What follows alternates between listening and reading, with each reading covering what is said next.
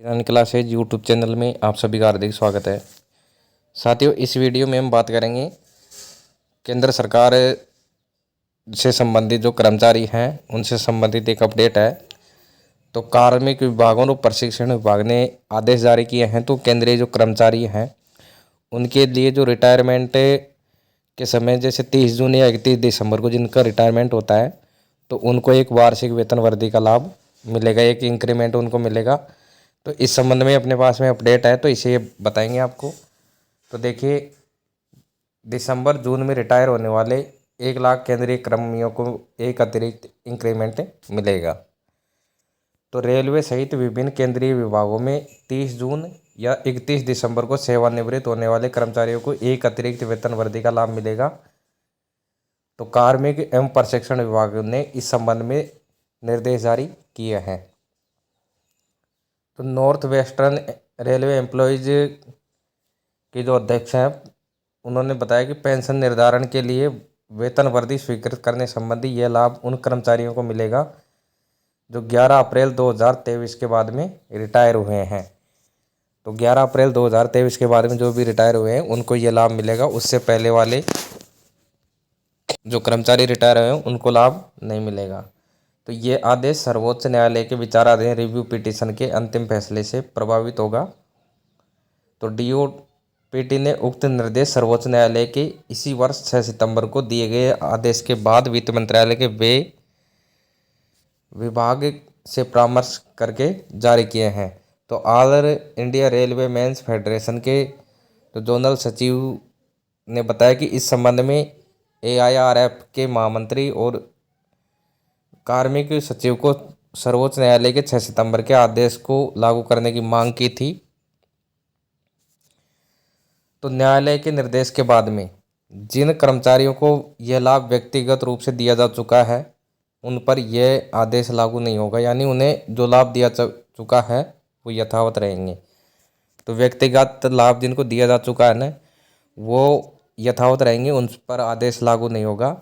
Increment लगने से pension का ही निर्धारण होगा, जबकि अन्य पेंशनरी लाभ जैसे ग्रेजुएटी लीव एनकैशमेंट का निर्धारण नहीं होगा। तो इसके अंदर समझने वाली बात यह है कि 31 दिसंबर या फिर 30 जून को जो रिटायरमेंट होने वाले जो कर्मचारी हैं, क्योंकि जिनकी डीओबी जैसे मान लो 1 जुलाई है तो उनका रिटायरमेंट डे होता है 30 जून, या फिर 1 जनवरी वाले 31 दिसंबर को रिटायरमेंट हो जाते हैं। तो उस दिन रिटायरमेंट होने वाले या इसके बीच में यानी 31 दिसंबर से और 30 जून तक जो रिटायरमेंट होंगे उनको एक इंक्रीमेंट यानी वेतन वृद्धि का लाभ मिलेगा। जो वेतन वृद्धि है जो 1 जुलाई को लागू होती है, तो एक ही वित्तीय वर्ष में यदि कोई कार्मिक 6 महीने से कम कार्य करता है उस वित्तीय वर्ष में तो जो गत इंक्रीमेंट है वही रहता है, और यदि वह किसी भी वित्तीय वर्ष में 6 माह से अधिक सर्विस करता है तो उसमें आगामी जो वेतन वृद्धि का लाभ है वो उसको दिया जाता है।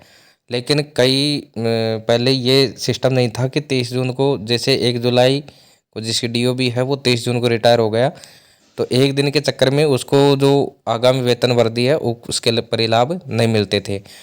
तो अब राजस्थान सरकार ने यह आदेश जारी कर दिया है कि जो 23 जून को रिटायर होंगे उन्हें आगामी जो वेतन वृद्धि है जुलाई वाले इंक्रीमेंट उसका लाभ मिलेगा।